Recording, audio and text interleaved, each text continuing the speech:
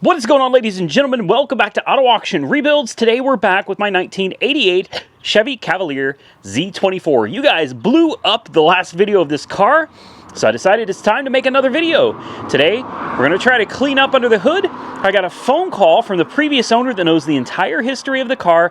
I want to share that with you, and hopefully we can clean up all the mess underneath it. And he also told me why it is so oily everywhere under the hood of this car. So if you're new here and you didn't see the previous video, this is my 1988 Chevy Cavalier Z24. This is a car that I've been after for a long time, and I had some people laugh in the video and they said, "I can't believe this is a dream car, you're a fool.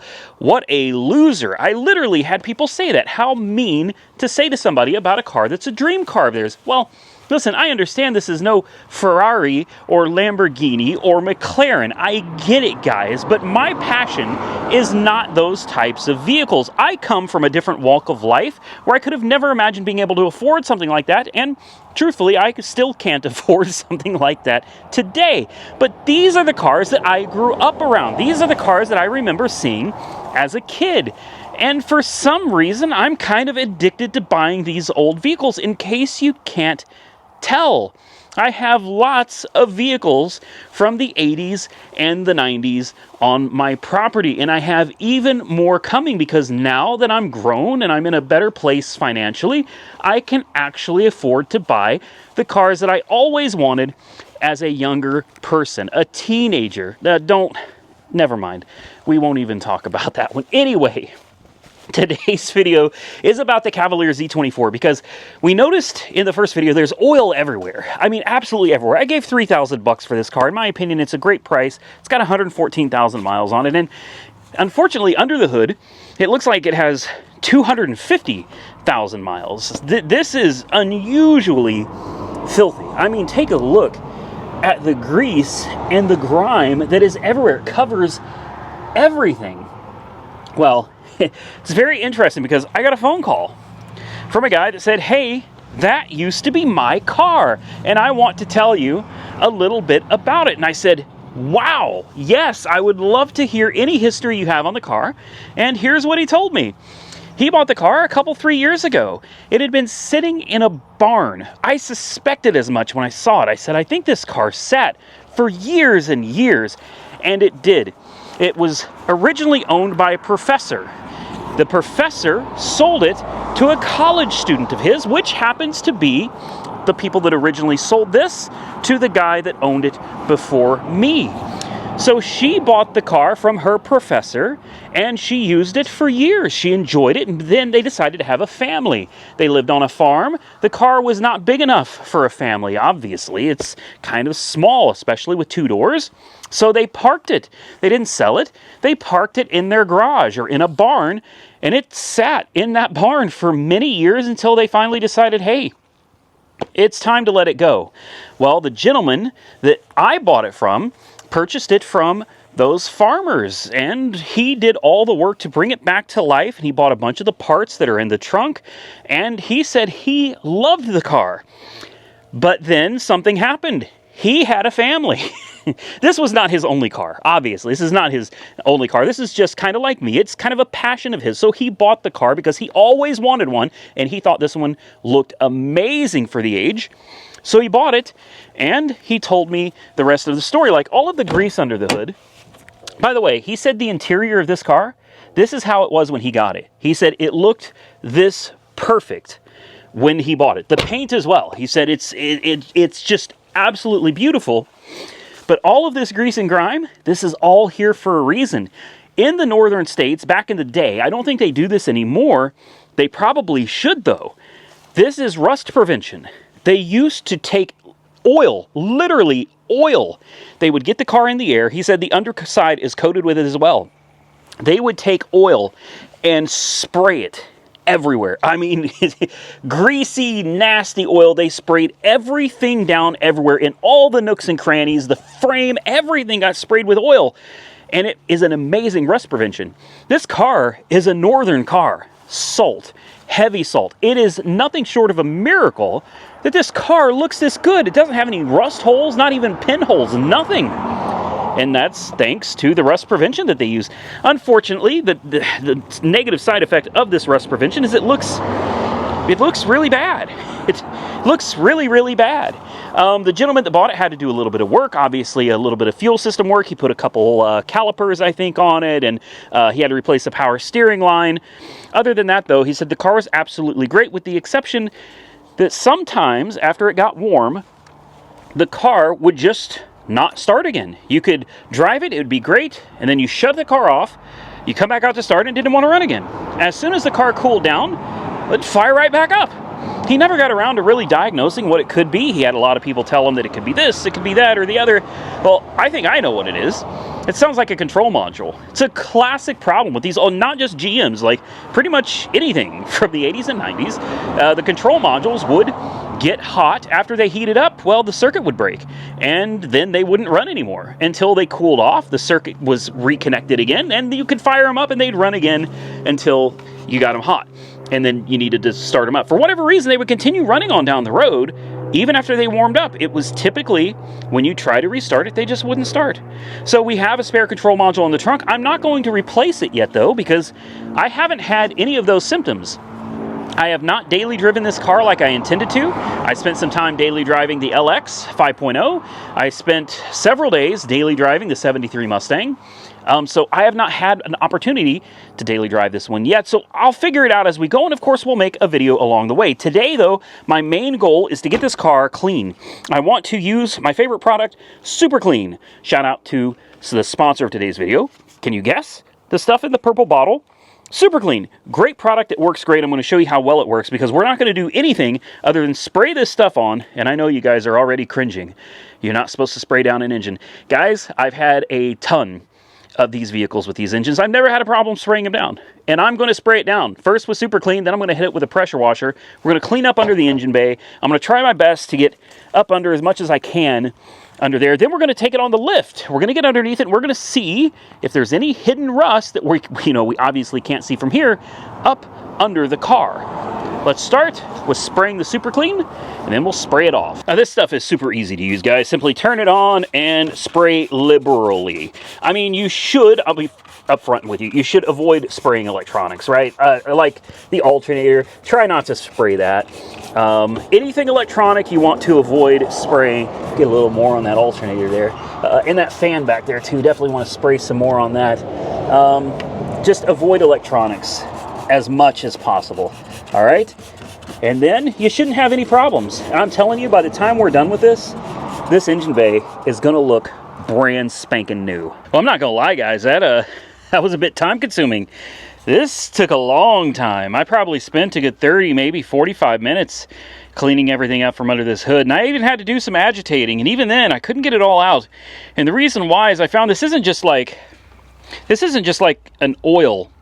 This is really thick. And it's dry. Like, this isn't, you see what I mean? This is baked on here. I thought this was just like some kind of an oil coating they sprayed on it, but there's more to it than that. This has got a grimy sandpaper texture to it. It does not come off easy, but even so, the Super Clean, I used 2 bottles. I used 2 bottles and a little bit of light agitating. And look, you can even see the code with the color. 24U lacquer. You know, it's clean enough under here now that I don't mind showing it off to people. It used to be all just black. You couldn't see anything. Look at it. Even the strut towers. Like, it came out really, really nice. I'm very happy with it. Just a lot of Super Clean, a lot of agitation, and a lot of spraying. The only question I have now is it going to run?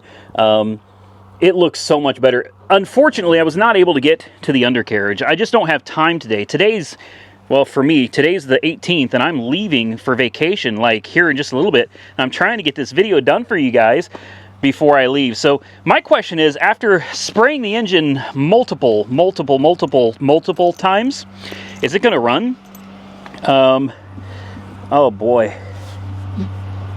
She's going to need a buff. This is going to have to go to Brian at the auto spa. There's no way around it. It's got to go to Brian at the auto spa. He's going to have to really do a detail on this one. All right.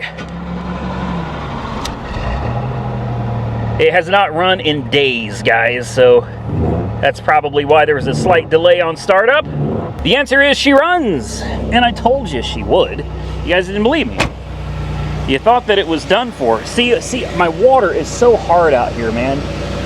We got water spots drying all over this. That's really upsetting. That's really, really upsetting. But I mean, it is what it is. I had to get this gunk cleaned off from under here, man. It just looked too bad. Take a look at the engine. Like, it cleaned up nicely everywhere. It is a very clean engine bay for something with 114,000 miles on the odometer. So here's what we're going to do. I'm going to take this into the garage. We're going to get it on the lift, and we're going to take a look underneath it, see if it's got any fluids leaking, if there's any rust that we haven't seen.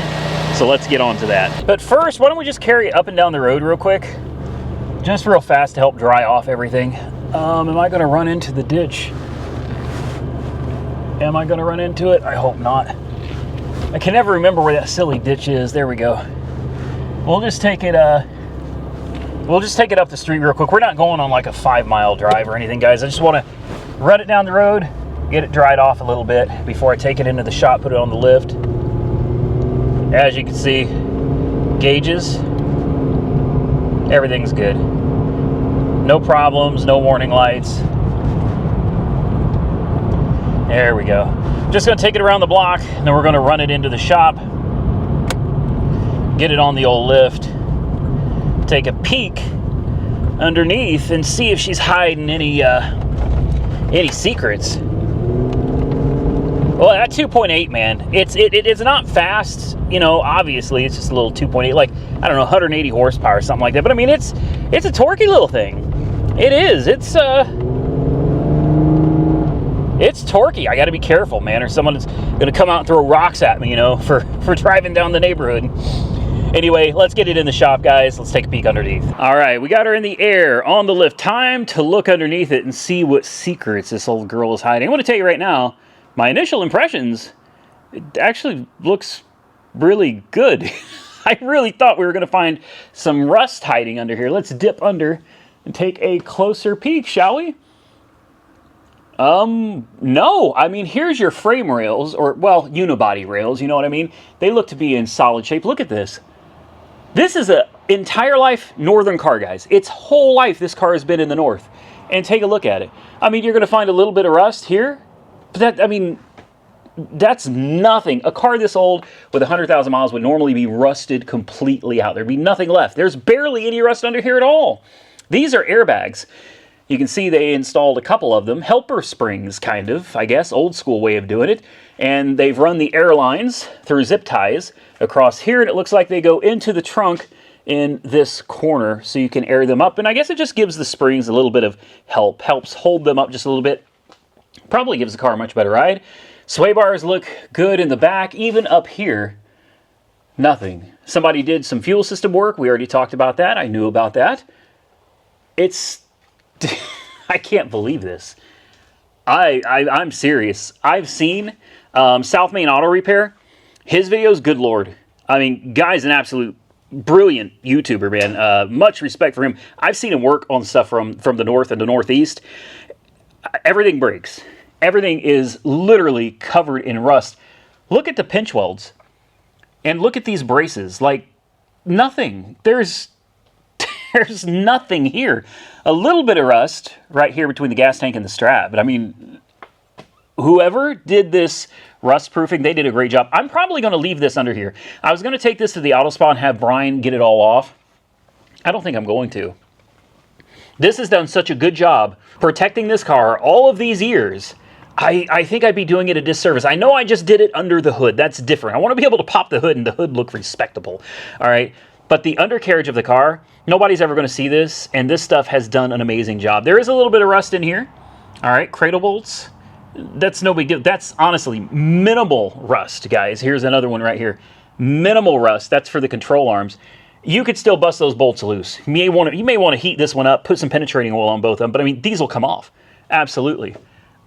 Wow. Suspension looks to be in really good shape. I mean, everywhere you look on this car, it looks good.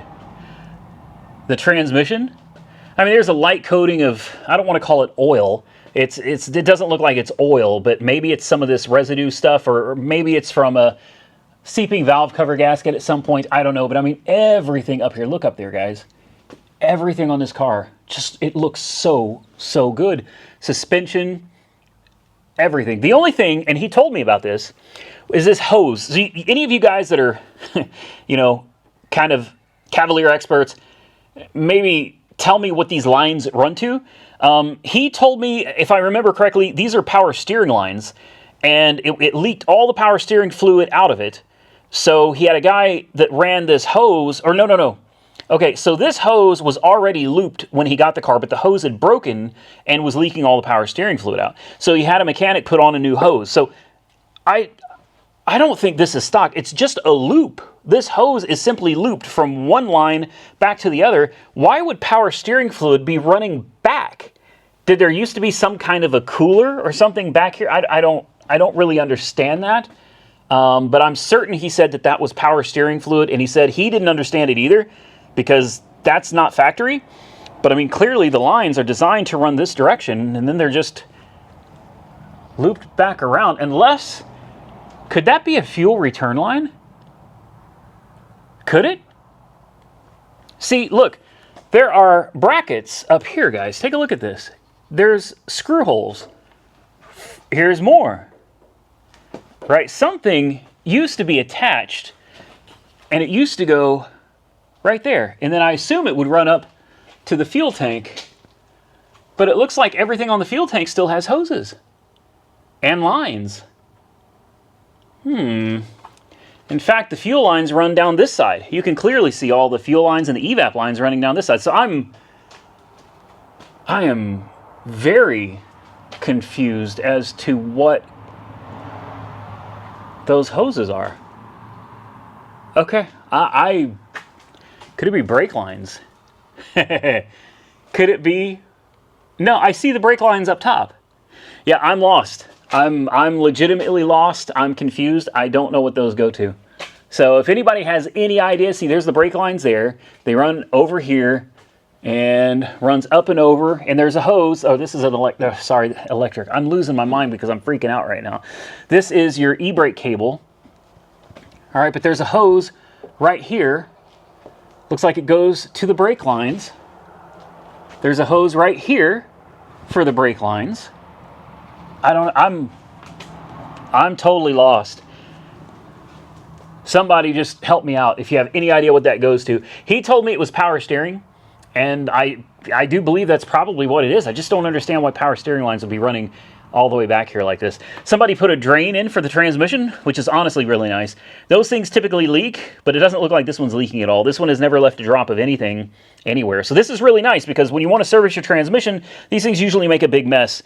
Now you can just drain the fluid first, drop the pan, change your filter, put some new fluid in, and it makes it even easier when you want to do a fluid change. You don't have to change your filter every time you change your fluid. You know, if you want to change the fluid every 10,000 miles, you can do that by just draining and putting it back in and putting a few extra quarts of fluid in. I think that would be a good preventative maintenance thing to do for this car. The oil pan, very clean, nothing leaking underneath at all. I mean, this thing is dry as a bone, guys. It's not perfect, but like I've told you guys before, I'm not looking for perfection in any of these cars. You know, I don't want a perfect car, because when you have a perfect car, you don't ever want to drive it. You're afraid something is going to happen to it. Somebody's going to damage it. Now, don't get me wrong. That doesn't mean that I don't care about this car. I absolutely care about the car. I care about all the cars. But it's one of those things where it's a driver quality car, and that's exactly what I want out of every one of the vehicles that I've been buying lately. I want something that's not perfect, that I can drive and enjoy. And if it gets a scratch or a ding, while I may be a little upset, I'm not going to go ballistic. I'm not going to go crazy, because it was a pristine show car. And again, it's a Cavalier, guys. You know, there aren't any more of them being produced, for sure. This is it. There's very few of them left. So I decided to take a risk on it, and I thought it's probably going to be loaded with rust. To my surprise, whoever did this oil service on it, they did it right, because this car has no rust. I almost feel bad for cleaning up all of that stuff from under the hood, but I want the engine bay to be presentable. Missing catalytic converter, I don't know who did that, but you know, whatever it is, what it is, the car still sounds great. It runs great. It drives great. So no emissions here in Oklahoma. I'm not going to be concerned with the catalytic converter. I was going to send it to the auto spa and have them dry ice blast the bottom of this car to get all of this oily residue stuff off, but I have decided I'm not going to do that. I'm going to leave it the way it is because this stuff has done a great job of preventing rust this long. There's no reason to take it off now. So we're going to leave it on the undercarriage. Nobody will ever see the undercarriage, and it will continue protecting the car. It's just under the hood. I had to have that nasty, greasy, grimy stuff out of there. So when I open the hood, you can look at it, you can enjoy it and appreciate it for what it is. Airbags, you know, helper springs, whatever. That's what these are. Somebody put them in here. They're still holding air, which is... Oh, wait, that one's not. Hold on. Neither's that one. There's no air in those at all. I thought they were doing something. So these run over here and run up there. There's going to be a valve in there to put some air in them. I may use them. I don't know. Really, the only reason to use those is if you would be hauling maybe sand in the trunk or rocks or something. You may want a little extra help for the back there, but you can clearly see the ride height of the car with them empty. It looks good. Front to back looks very, very even. I think, guys, that's going to be it. So there you have it. My 1988 Cavalier Z24 is not rusted out. I can't tell you how happy I am about that because until you get under it, you just don't know. The guy that called me and told me, I don't want to give his name out because, you know, privacy reasons, I don't want to put his name out there or anything, but you know who you are. He says he found the video because several people sent it to him. Like, they knew this was his car, and he was like, oh my God, this guy's got it. He told me he was so happy to hear that it wasn't just somebody that was going to abuse it or leave it rotting outside. He said he's so happy that it went to somebody that is really going to enjoy it and take care of it. And I am. Now, he knows what it's like for the farmers that used to own it. They had kids and they had to get rid of it. Now he's got kids and he ended up needing the garage space for, he sent me pictures. His garage where this car used to be is loaded up with toys. It's got like those electric Hot Wheel cars, what do you call them, Power Wheels or whatever, you know, for the kiddos to ride on, and there's little bikes and lots of toys and stuff in the garage for his children. He didn't want to get rid of it, but he ended up having to move it out of the garage to make room for the stuff for his kids, and he couldn't bear seeing it sitting in his driveway just baking in the sun, so he sold it, and now we have it where it's been sitting in my driveway baking in the sun. Technically not baking, guys. It's only 55 degrees out here today. Here's what I'm doing, though. I am leaving for vacation today. I'll be gone a week. I'm putting it in the garage. All right, I'm going to put this, I'm putting 4 cars. I can fit 4 of them in my shop, and the Cavalier is one of 4, including the Grand National, the 73 Mustang, and I haven't decided what the 4th one is yet, but 4 cars are definitely going in the garage. The Cavalier is one of them. I hope you enjoyed watching today's video. If you did, hit the thumbs up button and let me know. Thank you to Super Clean for continuing to sponsor the channel. Put a link below to Amazon. Go get you some Super Clean. The stuff works amazing. That stuff is really on there, and with a pressure washer, some agitation, and a lot of Super Clean, it took most of it off, so I'm really impressed. Thank you, Super Clean. Drop your comments down below. Till next time, stay safe out there, everybody. I look forward to seeing you all again very soon in the next one.